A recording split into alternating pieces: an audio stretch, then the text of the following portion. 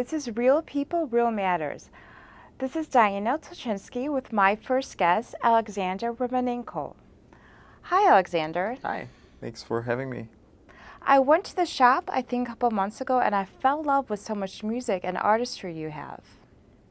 Thank you. We love to play music at Terra Sounds, and we have a passion for teaching it to other people. Tell me about your birthplace in Ukraine, how wonderful it was and your life. Well, it was different. At times wonderful, at times not so much. But I'm from central Ukraine originally, from a small town called Kirovograd, which is right between Odessa and Kiev, right in the center of the country. And I lived there up to the point where I was 11 years old, at which point my entire family moved over to the States and landed in Milwaukee, Wisconsin, out of all places. Who has a musical ear in your family? Your uncle, your parents? My parents played a little bit of music. My uncle is a professional pianist, so I think a lot of the inspiration for, especially improvisation, specific elements of music came from him. What age did you immigrate to America? So I was 11. I was in 5th grade of elementary school at that point, and I remember coming in knowing maybe 4 words in English, and it was a bit of a challenge to go through school with not starting school with not understanding anything, and gradually building the language and the understanding of what is going on around me. Tell me the story of how you bought your first guitar in Milwaukee. Naturally, when my family came over, the money was scarce, so my parents could not afford, lessons or an instrument. But at some point, there was a small guitar shop in Shorewood, Wisconsin. It's a suburb of Milwaukee, which is called Wade's Guitar Shop, which is still around. And when I go over there, I stop by sometimes. And I was going into this place almost like other kids are going into candy shops. It was so many things to look at for me. And there was this huge guitar that was 12-string Fender. It was, for the guitar enthusiasts, it was a dreadnought guitar. So that's probably one of the biggest guitars there is. And I was this small kid with this huge guitar that you could not see me behind it. And I convinced my parents to buy it for me. So that was my first guitar in the States. Wow, that's really something. Yeah. Tell me about your middle school, like the social pressures and the education, like how difficult it was. Yeah, it was quite a challenge. I went to 7th grade, as after a few years of being in the States, and I think it's the age where a lot of kids feel a lot of pressure. I was very different from the crowd, since I recently came from a totally different environment. Yes. And there was, my parents started to have a lot of problems at home, which resulted in a divorce later on. But at that point, there was a lot of pressure in school and at home. I just did not have a good time at this place. So at some point, I decided that school is not important. Mm-hmm. And I stopped doing anything altogether. And as a result, I got held back in 7th grade. So, which was probably one of the most embarrassing experiences for me in my life, because it's especially in that age where kids tend to be fragile.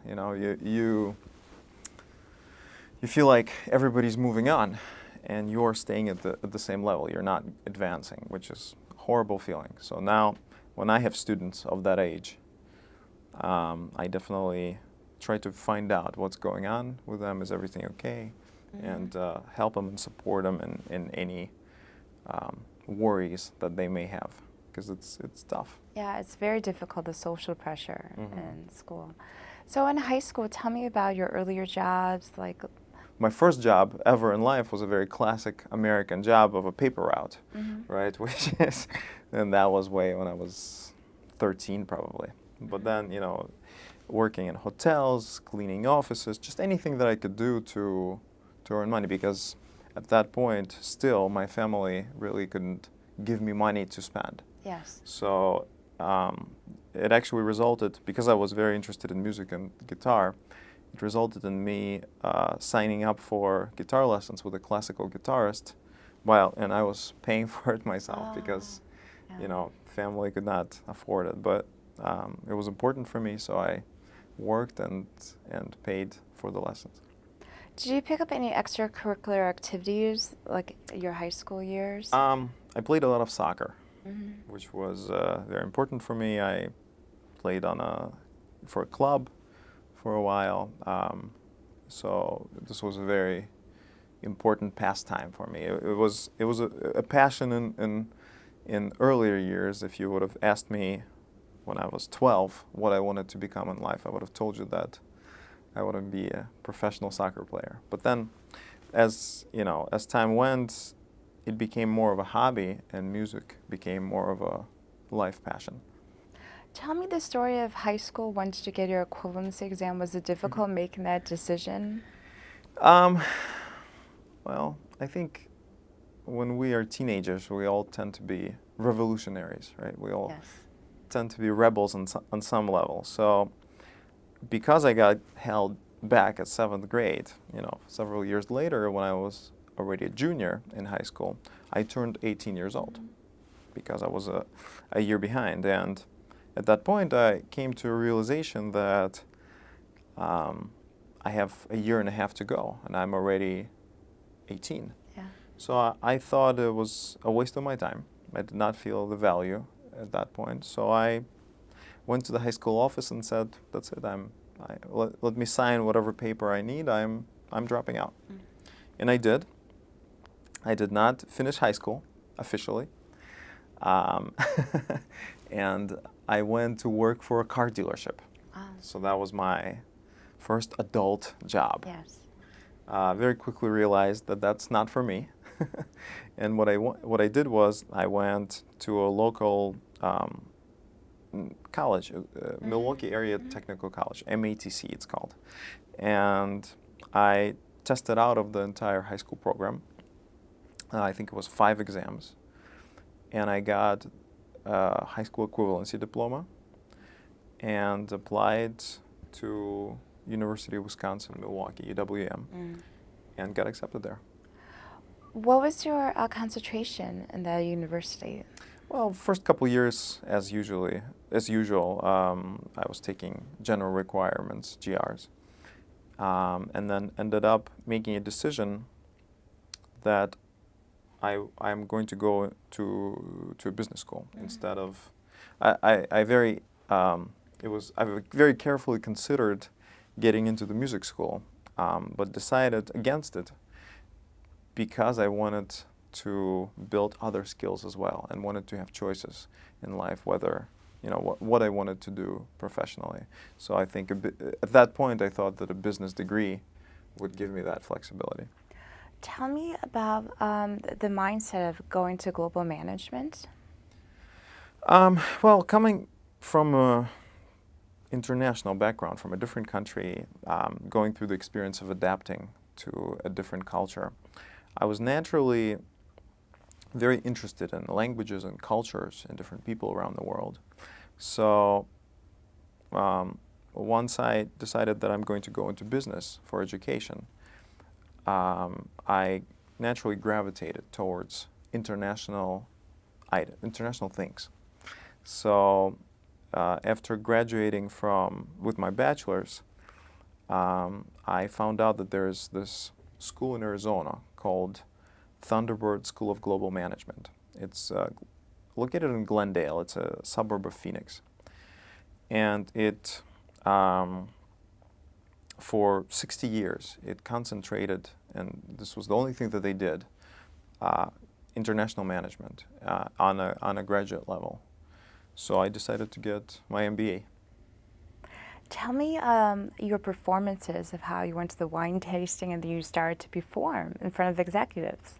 Well, so I was performing probably ever since I was 15. So in front of small groups, in cafes, in front of friends. I was always playing music. So by the point that I went to grad school, I was playing all the time just to, half of the time to kind of get my thoughts away from academic subjects because, you know, a graduate program sometimes Demanding, is yeah. intense. And as a result, I started to get calls for, you know, for playing different venues, playing different occasions. One of which was very cool. It was our wine club at the school called me and said something like, "We are tasting Argentinian and Chilean wines this month. Could you come and play some Latin music?" Okay. And you know, it was a great thing because I didn't have to go anywhere. It was right on campus, and I got to learn about wines and hear, you know, professionals speak about wine regions. You know, they were paying me a little bit of money, and they also let me participate in everything. So I started playing these wine tastings and kind of got my first exposure at that very cool part of life.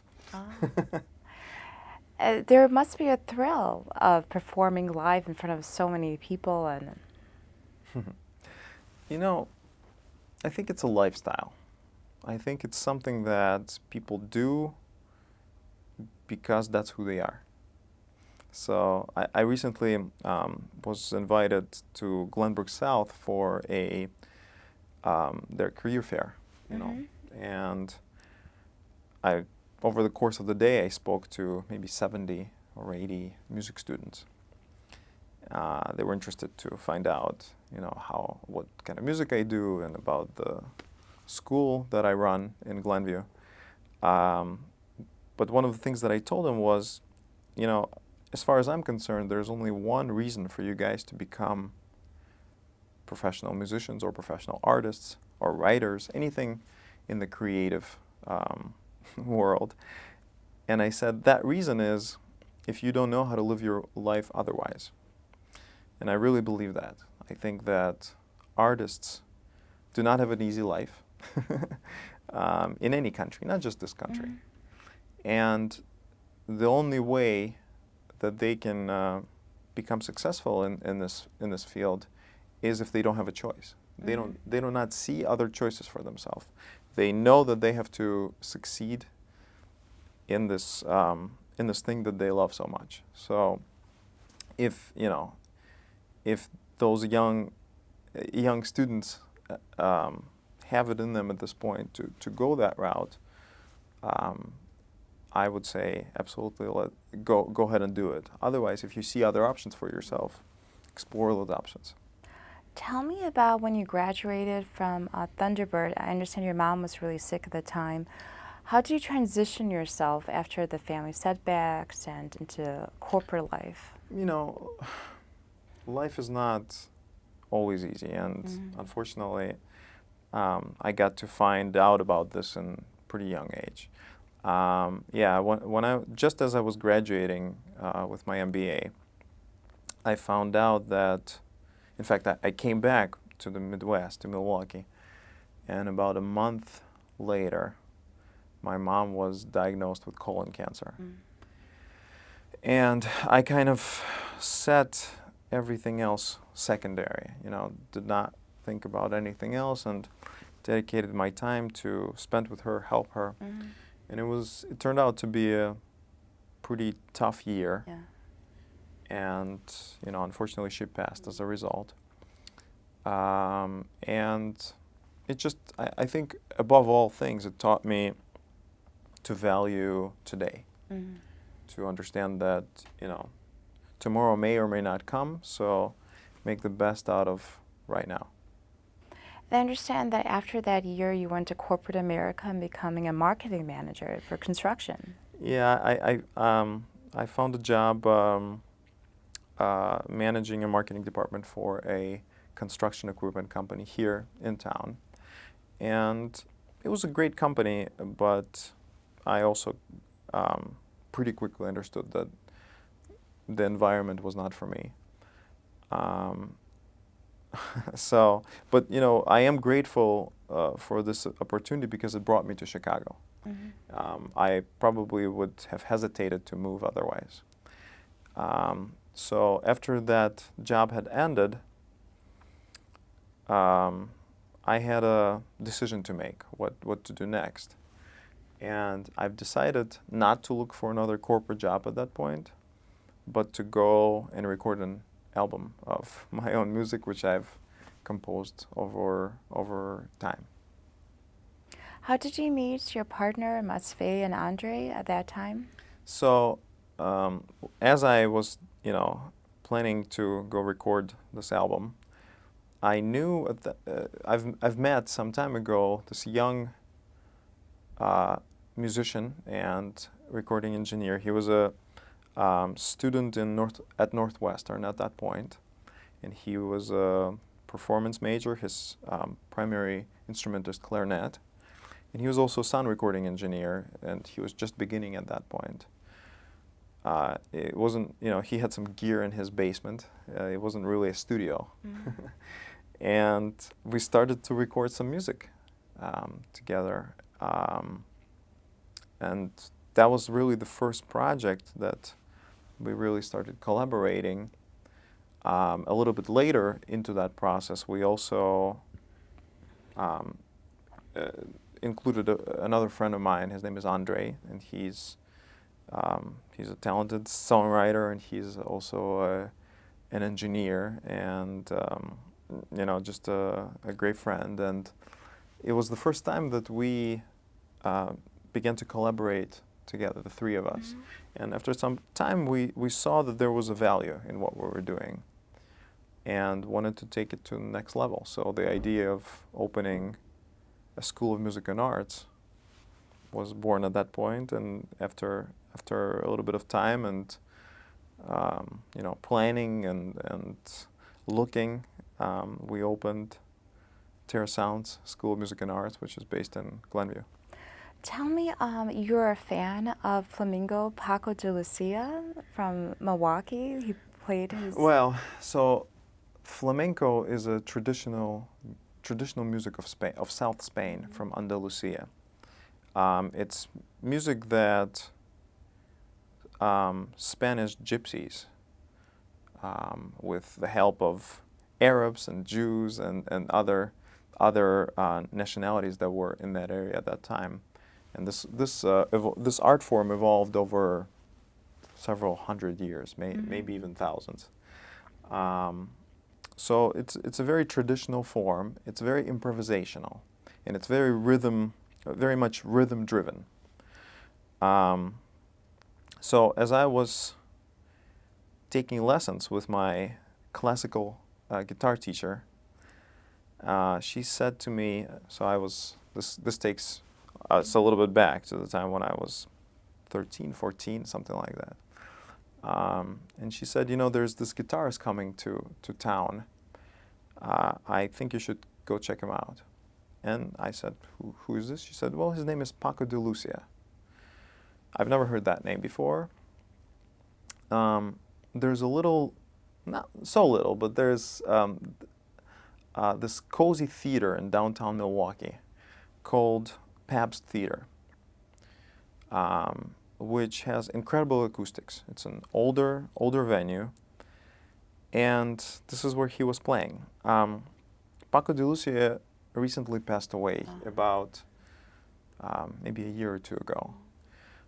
Before that, he was famous for being the greatest living flamenco guitarist. So this, to put things in perspective, Paco was for flamenco what Michael Jordan was for basketball, Yeah. right? When when everybody jumps, but MJ flew.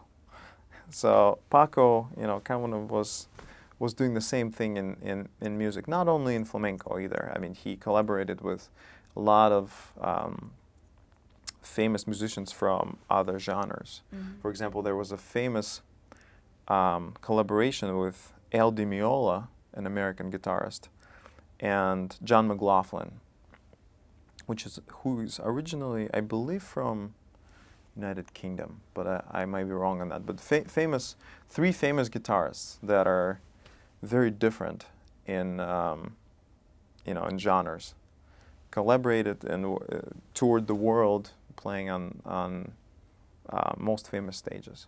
So I learned about this much later, but at that point I was, this was my first understanding of this type of music, and I was sitting in this theater, not believing my eyes and ears. I suddenly understood what somebody on an acoustic guitar can do. So that was one of my big inspirations in childhood of gravitating towards a lot of the music that I play today. How does jazz, bossa nova, reggae inspire your music? So the music that I play today tends to be a big fusion of some of those genres that you just named. Jazz is, of course, this great American art form that influenced everybody who is interested in music today, mostly because of its improvisational nature. It's probably the most free music that you can think of. I always had a passion for rhythm, so a lot of the rhythms from around the world, like bossa nova from Brazil, or reggae from Jamaica, or samba from Brazil, or things of that nature, were always important to me and of interest. So I tend to blend those rhythms in the music that I compose, along with improvisational ideas of jazz and other music genres.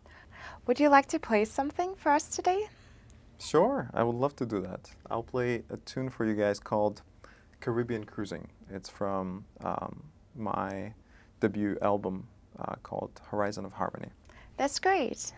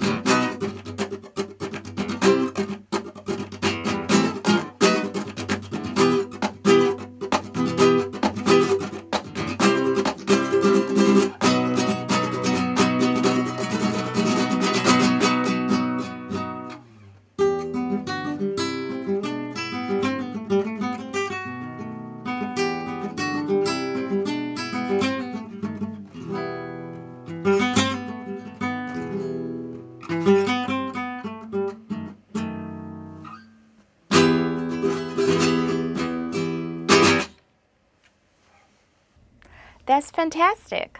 Thank you. Thank you. I'm glad you enjoyed it. That was really great. Thanks. Tell me your endeavors for the Terror Sounds. So Terra Sounds School of Music and Arts is 3 years old, 3.5 years old now. We celebrated our third anniversary in January. And, you know, we're very grateful to this community for supporting us and, you know, being interested in what we do. We have a team of about 25 people who are all very, very, you know, phenomenal professionals in their fields. They're musicians and artists and language professionals. So, you know, we cover over 40 disciplines. We have pretty much all popular music instruments covered. Visual art forms such as painting and drawing and sculpture, and a selection of foreign languages that we teach there as well. Do you have any advice for adult learners trying to pick up language or art? I think the most important advice you can give in that situation is be passionate and don't give up. I've had students that were pretty much of all ages. I've had a student who was in probably close to his 80s. Oh, wow. And you know, his grandson was taking lessons, and then he came to me and he said, I always wanted to learn these songs and playing guitar. I've never done it, so I want to do it now. What age do you recommend for adults and for little kids to come in, like preschool or even younger? Yeah, well, in fact, we have this program that's called that's in the field of early childhood education, and it's for kids 0 to 6 years old. So it's, you know, a program for toddlers with parents. But most kids start private lessons in whatever musical instrument or art form, probably around 5 or 6. 5 tends to no 2 5-year-olds are alike, so it depends on their attention span. But most guitar I teach guitar, so I can definitely tell you more about this specific subject. Most guitar students start at about 7. I would love to visit your shop later on, especially this summer during the year, though. Yeah, please come visit us. One of the things that we also do there is we have a recording studio there, so we produce records and we record voiceover and things like commercials, things of that nature. Where are you located in Glenview? We're at 924 Waukegan Road, which is a little south of Dews Street, not far from the intersection of Glenview Road and Waukegan. Thank you, Alexander, for joining us. Thank you for having me. I appreciate the invitation, and we are very proud to be part of the Glenview community and very much appreciate the support that this community has offered.